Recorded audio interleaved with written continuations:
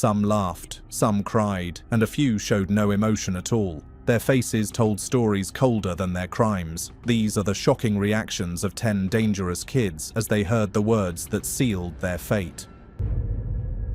Number 10. Christa Pike. It started as teenage rivalry, but ended in ritualistic murder. In 1995, Knoxville police uncovered one of the most brutal crimes ever committed by a teenager. Presence of anyone I thought was pure evil, but to me she's pure evil. Regardless of the crime she's committed. The killer wasn't some hardened criminal or fugitive. She was an 18-year-old student named Christa Pike, and by the time her case hit court, she would become the youngest woman sentenced to death in the United States. On the night of January 12, 1995, Pike lured her classmate, Colleen Slemmer, into a wooded area behind the University of Tennessee agricultural campus. They picked this park because it was isolated, it was closed in the evening, and they would be virtually alone here. The two were students at a federal Job Corps program, meant to help troubled youth rebuild their lives. But for Pike, that night was not about rehabilitation. It was about revenge, jealousy, and a disturbing fascination with satanic rituals. He cut a pentagram into her chest with the box cutter, symbolizing Satan. Armed with a box cutter and a chunk of asphalt, Pike and her boyfriend, Tadderell Shipp, who was just 17, attacked Slemmer for nearly 30 minutes. Witnesses later said the killing was not quick. It was methodical. Pike carved a pentagram into Slemmer's chest and then crushed her skull with the asphalt block. Colleen tried to run away, and that really infuriated Christa. And Christa and Tadderell knocked her down and drug her back. Then she started kicking her. She kept a piece of the skull as a souvenir, later found in her jacket pocket by investigators. Pike's path to this horrifying act began years earlier. Born in West Virginia in 1976, she grew up with an unstable mother, exposure to drugs, and a deep-seated anger she never managed to control. When she joined the Job Corps in Knoxville in 1994, it was supposed to be a fresh start. Instead, she met Shipp, became infatuated, and soon began believing that Slemmer wanted to steal him away. Her jealousy twisted into obsession, an obsession that ended in murder. Everything that I did that night, I knew what I was doing. And I think I was taking things out on her that had happened to me. When Pike was arrested the next morning, she showed no fear. Detectives described her as calm, even proud. During interrogation, she admitted what she had done, saying chillingly, "I wanted to see her die." That single sentence set the tone for the trial that followed. And I thought that if I went in there and told him that I did every single thing that happened up there, that Tadderell and Shadala would just get to walk out of there and they wouldn't worry about them anymore because they had the real killer. In 1996, prosecutors laid out every gruesome detail before a stunned courtroom. Photographs, confessions, and the recovered skull fragment left little doubt about her guilt. Throughout the trial, Pike appeared unmoved, sometimes smirking as the evidence was read aloud. When the jury announced the death penalty, she didn't flinch. It is therefore ordered that you shall be put to death by electrocution in the mode prescribed by law, and that you shall be transferred to the custody of the warden at the Tennessee Prison for Women. Reporters later asked if she felt any remorse. Pike simply replied, no. Her accomplices didn't share her fate. Tadderell Shipp received a life sentence, and Shadala Peterson, the third teen who helped lure Slemmer, testified against Pike in exchange for leniency. But Pike's death sentence stood firm. For decades, her legal team has tried to appeal or overturn it. Every attempt has failed. Today, Christa Pike remains on Tennessee's death row, still unrepentant. Number 9. Dylann Roof. I went to that church in Charleston. I did it. In the Dylann Roof murder trial, Mark, what is it? That verdict is death. Charleston, South Carolina, June 17, 2015. It was a Wednesday evening like any other. Inside the Emmanuel African Methodist Episcopal Church, a small group gathered for Bible study, welcoming a quiet young man who had walked in just before the session began. He smiled politely, took a seat, and waited for the right time. For 45 minutes, nothing seemed unusual. We had a wonderful time. There was a lot of laughing. Even from Roof. Actually, I saw him smile twice, laugh twice, and We just didn't know. But when the final prayer began, everything changed. The stranger pulled out a gun, and the room erupted in terror. That kid was Dylann Roof, and driven by an obsession with racial hatred. He carried a .45 caliber Glock handgun and a mission he had planned for months. Witnesses said he stood calmly as he fired, reloading 5 times and choosing his targets one by one. 9 worshippers were murdered, including the church's pastor, Reverend Clementa Pinckney. Before leaving, Roof turned to one survivor and said coldly, "I have to do this." Sometimes I feel guilty. All of these people are gone and I'm still here. Roof's path to that horrific night was not sudden. It was built slowly through years of isolation and online radicalization. Born on April 3, 1994, in Columbia, South Carolina, he had dropped out of school and drifted through life without direction. The internet became his world. There, he immersed himself in white supremacist forums, conspiracy sites, and extremist writings. In 2014, he published his own racist manifesto, filled with delusional claims that he could save the white race. An attack on a race of people, an attack on the Christian church, an attack on humanity. The photos he posted showed him posing with Confederate flags and guns, smiling as if he had found purpose. Roof was arrested the next morning in Shelby, North Carolina, after being spotted during a traffic stop. He showed no resistance and even confessed to the shooting with chilling ease. The FBI charged him with 33 federal counts, including hate crimes, obstruction of religion, and murder. Prosecutors made it clear they would seek the death penalty, calling the act cold, calculated, and fueled by hate. His behavior in court stunned everyone. Roof refused legal counsel and represented himself. He never apologized, never flinched, and never expressed regret.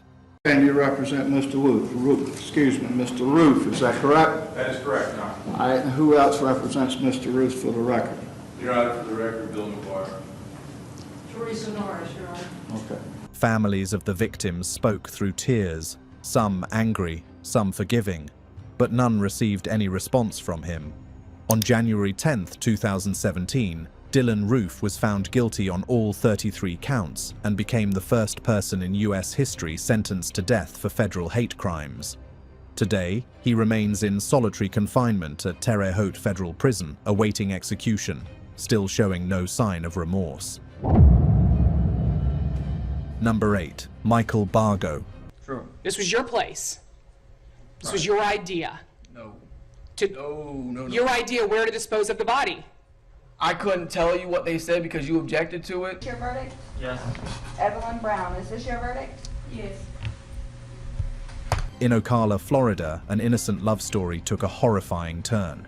By the time it was over, one boy was dead, another was on death row, and a small town was left reeling at how heartbreak could turn into homicide. On April 17th, 2011, 18-year-old Michael Bargo decided to end the life of 15-year-old Seath Tyler Jackson, the boy who had stolen his ex-girlfriend, Amber Wright. What began as teenage jealousy morphed into a premeditated execution. That night, Seath walked willingly into what he thought was a chance to make peace with Amber.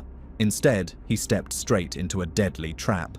Investigators say he was lured to the home by former girlfriend, 9th grader Amber Wright, then attacked, shot, and burned.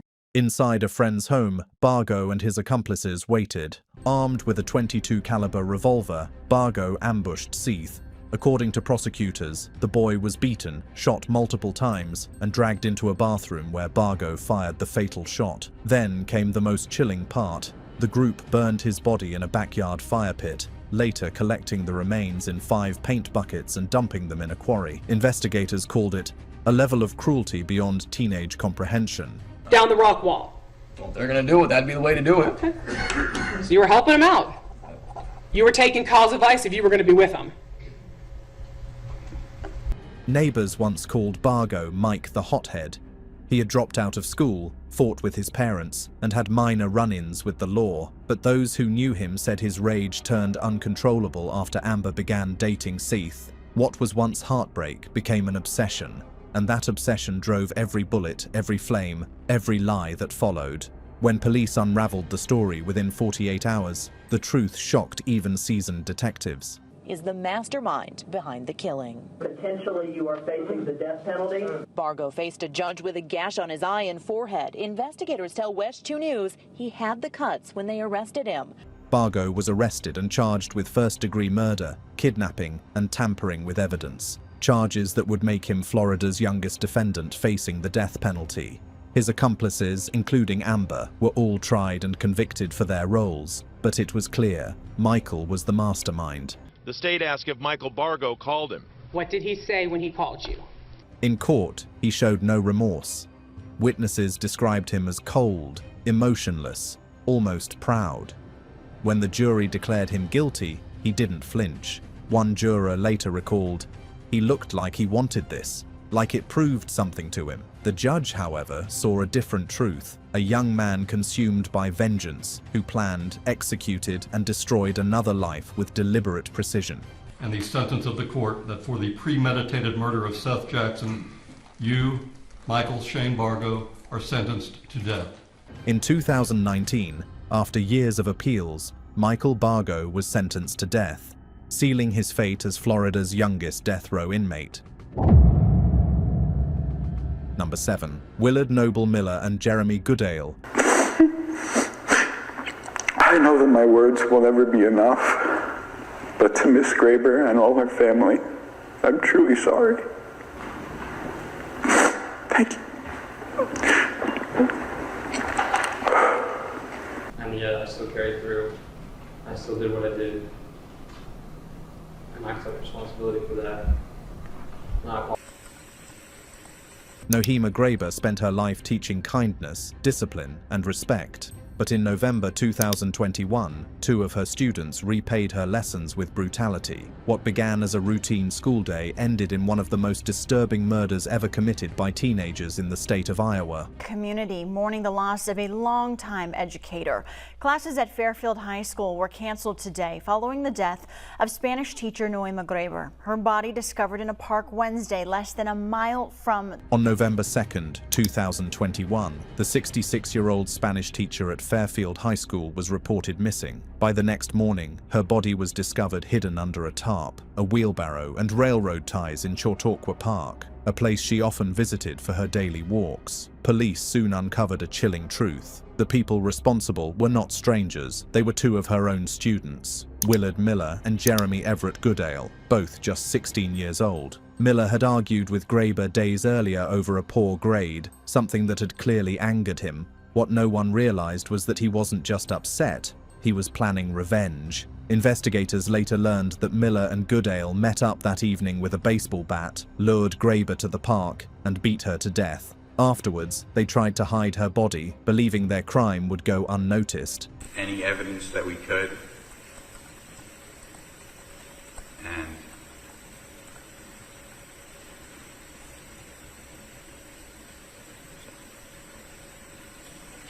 that was my recollection of the events on November 2nd.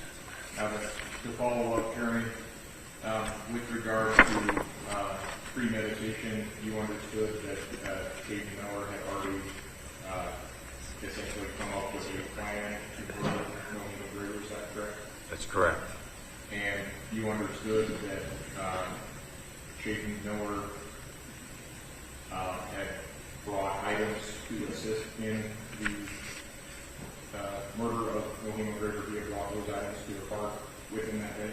Correct. But the cover-up quickly unraveled. A tip led police to Goodale's social media posts, where he described the murder in disturbing detail, how Miller brought Graber to the park, and how he helped finish it. Detectives also recovered GPS data from Miller's phone, placing him at the scene.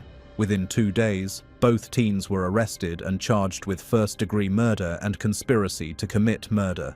When the trial began, the contrast between the 2 boys was striking. Miller sat quietly, head down, emotionless. Goodale appeared shaken, his hands trembling as the charges were read aloud. The courtroom stayed silent as the details of their plan were revealed.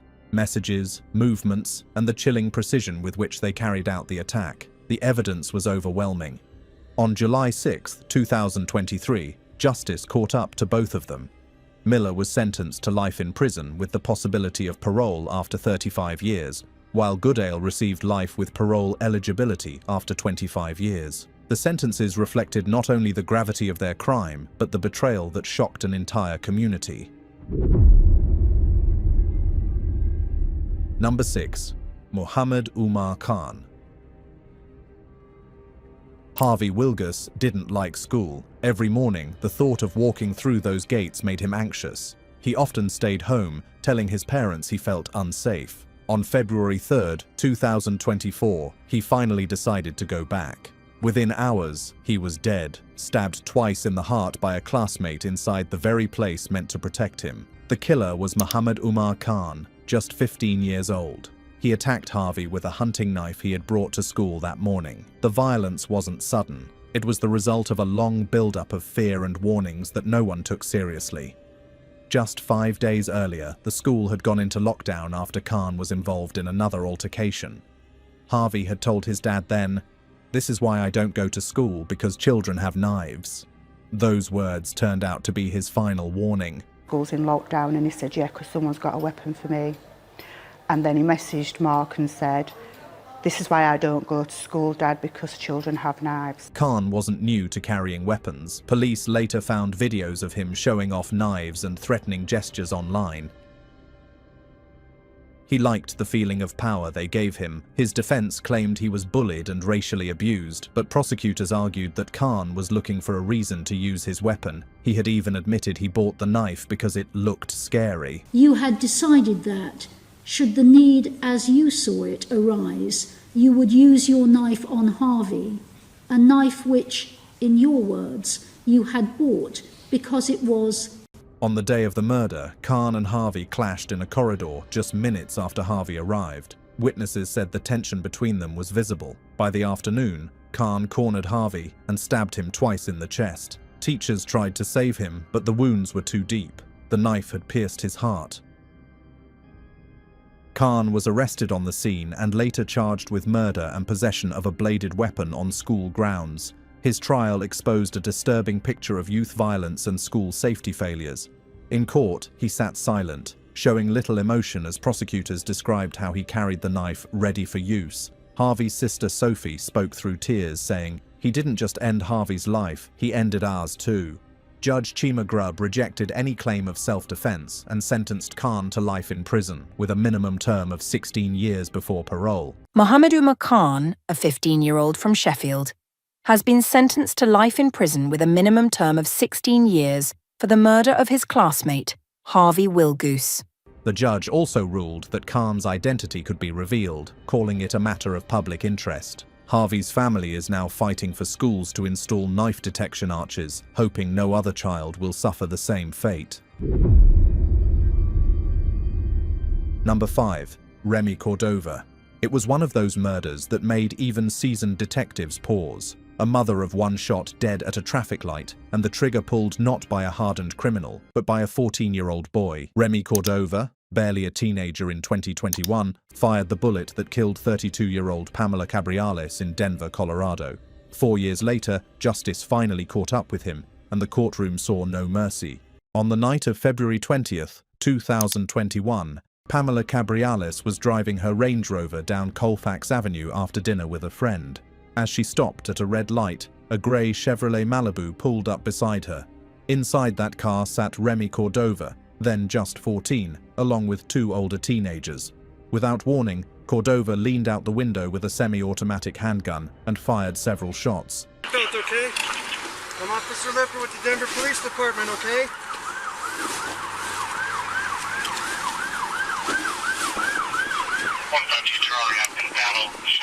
One bullet struck Cabriales in the head, killing her instantly. Her passenger survived, but barely, and her testimony would later play a crucial role in the case. Cordova wasn't an innocent kid led astray. Police records revealed a disturbing history. In 2020, just months before the murder, Cordova had been arrested twice, once for assault, another time for possession of a firearm. He was released each time under juvenile supervision. Investigators later discovered social media videos showing him flashing gang signs, wearing red colors and posing with handguns. Detectives said his life was already tied to a local gang known for drive-by shootings and violent initiations. After the shooting, the Chevrolet Malibu fled the scene, but cameras caught everything. Surveillance footage from a nearby restaurant captured the muzzle flashes. Witnesses called 911, describing a young kid leaning out of the window with a gun. Detectives traced the vehicle days later, recovering bullet casings that matched Cordova's fingerprints. Cordova was arrested on February 26, 2021, and charged as an adult with first-degree murder, attempted murder, and illegal possession of a firearm by a juvenile. Prosecutors argued that the killing was planned, pointing to text messages between Cordova and his friends bragging about putting in work. His bail was denied. In court, now 18 years old, Cordova sat quietly, his hands cuffed in front of him. When the judge asked if he wanted to speak, he said softly, "It wasn't supposed to go like that." The courtroom fell silent until Pamela's brother shouted, "You murdered her for nothing!" It was a moment that showed the full weight of what had been lost. The court sentenced Remy Cordova to life in prison, with no chance of parole for at least 40 years. The judge called the shooting a senseless execution carried out by a child who chose the path of violence. Number 4. Pedro Espinosa. It was gang activity, but the news media made it look like Pedro Espinosa killed Jamil Shaw on the simple fact that Jamil needs the biggest punishment they can get is the death penalty, and from that day on, he can rot in hell. Thank you. Pedro Espinosa was just 19 years old, but his name already carried fear across Los Angeles. When he walked the streets, people looked away, not out of respect, but to avoid trouble. And on March 2nd, 2008, that fear became reality. Espinosa pulled the trigger on a defenseless 17-year-old student, Jamiel Shaw II, turning a quiet neighborhood evening into a crime scene that would haunt the city for years. Jamiel Shaw wasn't a gang member. He was a popular high school football star with scholarship hopes and a promising future. That Sunday night, he was walking home from a friend's house, wearing his football backpack and talking to his girlfriend on the phone. Espinosa approached him, asked a few words that witnesses could barely make out, and then fired a .40 caliber bullet to Shaw's abdomen, followed by another to the head. The shots were quick, cold, and final. Espinosa fled, leaving Shaw's body just a few steps from his front door. The neighborhood erupted in grief. Within hours, reporters crowded the street, and what first looked like another gang-related killing quickly became national news. Jamiel's death was different. He wasn't part of that world. His murder was a symbol of how deep Los Angeles's gang problem had reached, and how random its victims could be.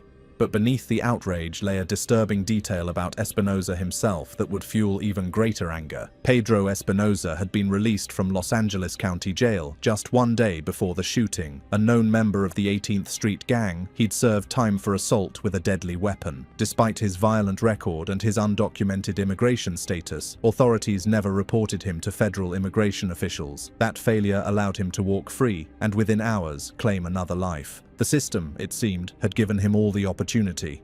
Police found their suspect quickly. Surveillance footage showed Espinosa running from the scene. A neighbor's 911 call at 8:40 p.m. reported a boy bleeding in the street. Detectives tracked Espinosa down to a South Los Angeles apartment, arresting him just 4 days later. Prosecutors wasted no time filing charges: first-degree murder, possession of a firearm by a felon, and gang enhancement allegations, each carrying heavy penalties. In court, Espinosa's behavior shocked everyone. He sat motionless, expressionless, sometimes even smirking as witnesses recalled the night Jamiel died. When the judge asked if he understood the charges, his reply, "Yeah, whatever," sent a chill through the room. For Shaw's family, it was another wound on top of their loss. The image of a mother crying in front of her son's killer became one of the most heartbreaking moments of the trial. After 4 long years, on May 9, 2012, Pedro Espinosa was convicted and sentenced to life in prison without parole. The judge called it a deliberate execution of innocence. Espinosa showed no reaction. For the Shaw family, justice had finally arrived, but not closure. Number 3. Aiden Fucci. Wrote apology letters to the judge and to Bailey's family, and for the first time since the start of the penalty phase, the teen showed some emotion, wiping his face and sniffling. I would submit that this case is probably the most difficult and shocking case that this county in St. Johns County has dealt with. Aiden Fucci, just 14 years old, yet capable of a level of violence that shocked even veteran detectives. In a quiet Florida suburb, this teenage boy turned what seemed like a normal late-night walk into one of the most brutal murders in the state's history. His victim was 13-year-old Tristan Bailey, a classmate and cheerleader whose life ended in a storm of 114 stab wounds. On May 9, 2021, in St. Johns County, Florida, Aiden lured Tristan to a wooded area near their homes. There, armed with a folding knife, he attacked her with such force that the blade bent. Hours later, her body was found under a tree line, her life brutally taken. What made the horror even worse was Aiden's behavior after the killing. He joined in the search, pretending to care, and even posted a Snapchat selfie from the back of a police car with the mocking caption, "Hey guys, has anybody seen Tristan lately?" That single act revealed the chilling arrogance of a boy who didn't seem to grasp, or care, what he had done. Security footage from that night showed the truth unfolding minute by minute. At 1:14 a.m., Tristan was seen walking with Aiden. By 3:27 a.m., cameras caught him running alone. When police questioned him, inconsistencies in his story began to surface. Evidence soon followed: Tristan's blood on his shoes, his DNA on the knife, and text messages that hinted at his disturbing thoughts. Investigators quickly realized this wasn't a random act of rage, it was something Aiden had fantasized about. In school, classmates called him Aiden the Joker. He was known for violent jokes and sudden bursts of anger. Teachers recalled that he once threatened another student, dismissing it as just a joke. But those who knew him closely said he was becoming obsessed with death, with power, and with the idea of killing. To the outside world, he was another teenager scrolling through TikTok, but behind the screen, he was unraveling. Aiden was arrested on May 10, 2021. At first, he was charged with second-degree murder, but prosecutors quickly upgraded it to first-degree murder, allowing him to be tried as an adult. The sheer number of wounds, 114, spoke for itself. The brutality showed intent, rage, and control. There would be no bail and no sympathy. When the trial began in March 2023, Aiden appeared emotionless. He gave short, flat answers, never looking remorseful. His mother, Crystal Smith, sat behind him, crying quietly. Later, she too faced charges for trying to wash the blood off his jeans. In court, one witness described Aiden's stare as cold, like he wasn't really there. On March 24, 2023, the judge sentenced Aiden Fucci to life in prison without parole, with the possibility of review after 25 years because of his age. The court called the case one of the most brutal acts ever committed by a juvenile in Florida. As the sentence was read, Aiden sat still. No tears, no regret, no emotion. Number 2. Marlon Joseph. This video you'll see only on 5. Police escorting Marlon Joseph, the man accused of murdering a West Palm Beach mother and daughter. Will be appointed by separate order to represent you for that purpose. Marlon Joseph, may God have mercy on your soul. This court is now in recess. He wasn't a stranger to the family. He lived among them, ate with them, smiled at them. Yet on one December night, that familiarity turned fatal. What happened inside a small West Palm Beach home wasn't a random act. It was a betrayal carried out at point-blank range by a man they trusted. On December 28, 2017, Marlon Joseph, a kid who was already an ex-convict, walked into the home he shared with his girlfriend and her family. Within minutes, the walls echoed with gunfire. Kalisha Kaver, 36, and her 11-year-old daughter, Amia Green, were found dead, both shot execution style. Joseph didn't flee in a car. He ran barefoot into the dark, leaving behind shell casings, blood, and a silence so heavy that even the neighbors felt it. Detectives later pieced together the horror. Witnesses had heard a short argument, then multiple gunshots. A 911 call recorded the chaos, neighbors screaming and someone crying out for Amia. Investigators soon discovered Joseph's twisted motive: rage. He believed Amia had disrespected him earlier that day, and in that burst of anger, he executed both mother and child. For 5 days, he vanished. Marlon, son, I love you. You know I love you. But can you please just turn yourself in? Sleeping in abandoned homes and hiding behind motels until U.S. Marshals cornered him in Lake Worth on January 2nd, 2018. He didn't fight back. He simply gave up. Calm, quiet, and cold. Joseph's past revealed that this violence wasn't new. In 2010, he was arrested for battery. 3 years later, he was convicted for lewd behavior involving a minor. Those who knew him described him as polite but withdrawn. The quiet one. But behind that silence was a long brewing storm that few ever noticed. Kalada and her 11-year-old daughter, Kyra. I just want justice for my girlfriend and her daughter. He's my son and I love him, but... When the trial began, Joseph showed no emotion. The Palm Beach County Sheriff's Office charged him with 2 counts of first-degree murder, possession of a firearm by a felon, and child abuse resulting in death. Prosecutors pushed for the death penalty, calling the crime unusually cruel and calculated. As the courtroom listened to the 911 recording and saw autopsy photos, even seasoned detectives struggled to keep their composure. On March 11, 2022, the verdict came. It was death. Yet, Joseph sat still. No tears, no words. Behind him, the victim's family wept quietly, finally seeing justice served. The judge called the crime a senseless act of pure evil. Number 1. Austin Meyers. Well, safety. This is serious. It's very serious. It was the kind of betrayal that made headlines across America. A young man murdered not by a stranger, but by someone he once called a friend. What began as a simple visit to a friend's house ended with an 18-year-old's life brutally taken in his own kitchen. And at the center of it all was a teenager named Austin Meyers, who turned a bond of friendship into a cold, calculated act of murder. The small town of Waynesville, Ohio, was stunned on January 28, 2014, when police discovered that Justin Back, an 18-year-old Navy recruit days away from starting his military career, had been murdered inside his home. Investigators soon learned that Austin Meyers, age 19, and Timothy Mosley, 18, had entered Justin's house under the guise of a visit. But what they really came for was money. And what followed was one of the most senseless killings the county had ever seen. In the kitchen, a struggle broke out. Meyers and Mosley attacked Justin with a steel knife and garrote wire, stabbing him 21 times before dragging his body to the basement. They later dumped him in a rural field and tried to burn the remains. The brutality of the crime left even seasoned detectives shaken. This wasn't a spontaneous act of rage, it was premeditated. Just a day before the murder, surveillance footage showed Meyers and Mosley calmly buying duct tape, gloves, and ammonia from a Walmart. Text messages uncovered later revealed their mindset, chillingly cold and deliberate. In one, Meyers wrote, "No witnesses, no problems."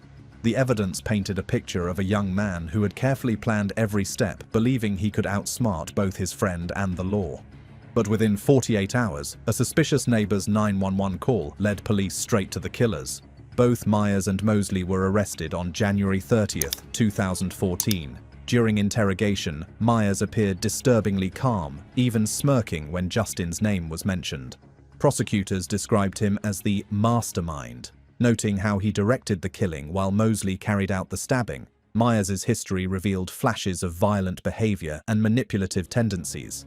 He had once been suspended from school for aggressive outbursts and was known for making dark jokes about getting away with things.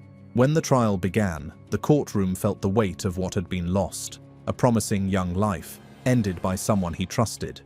Meyers sat expressionless through most of the proceedings, his demeanor unnervingly detached. When the jury found him guilty of aggravated murder, aggravated burglary, kidnapping, and abuse of a corpse, he didn't flinch. A courtroom witness later said, "He looked like a man watching someone else's trial." On October 17, 2014, Austin Meyers was sentenced to death, becoming the youngest inmate on Ohio's death row at just 19 years old. Timothy Mosley, who testified against him, received life in prison without parole.